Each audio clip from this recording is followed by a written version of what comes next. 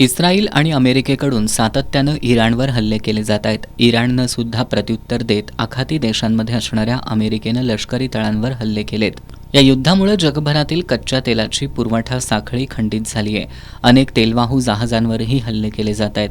अशातच आता भारतासह जगभरातील देशांमध्ये कच्च्या तेलाची कमतरता निर्माण होण्याची शक्यता आहे.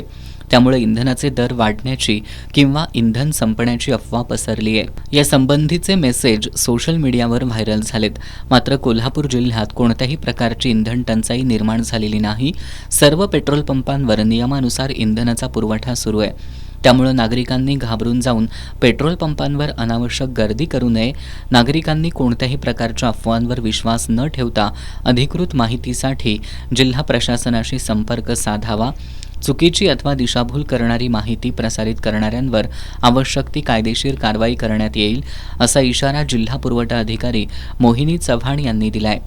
नुकतंच आखाती देशामध्ये जे काही युद्ध सुरू आहे, यामुळे अशी काही अफवा पसरलेली आहे की कोल्हापूर जिल्ह्यामध्ये जे सर्व पेट्रोल पंप आहेत तिथे पेट्रोल आणि डिझेलची टंचाई आहे. अशी कुठल्याही प्रकारची पेट्रोल आणि डिझेलची टंचाई आपल्या जिल्ह्यामध्ये नाही. याबाबतीत सर्व कंपन्यांचे जे विक्री अधिकारी आहेत त्यांच्याकडून आम्ही रोजच्या रोज याबाबतीत त्यांचा डेटा देखील मागवत आहोत तिथे. आणि कंपनीनं याद्वारे आम्हाला सूचित असं केलेलं आहे की आपल्याकडे पुरेशा प्रमाणामध्ये पेट्रोल आणि डिझेलचा साठा आहे. त्यामुळे सर्व कोल्हापूरमधील सर्व ग्राहकांना पण कुठल्याही प्रकारच्या अफवेवर विश्वास ठेवून आपण पेट्रोल पंपावर गर्दी करू नका. आपल्याकडे पेट्रोल पंपावरचा सर्व साठा जो आहे तो सुरळीत आहे. त्यामुळे कृपया आपण अनावश्यक गर्दी न करता आपण प्रशासनाला सहकार्य करावं.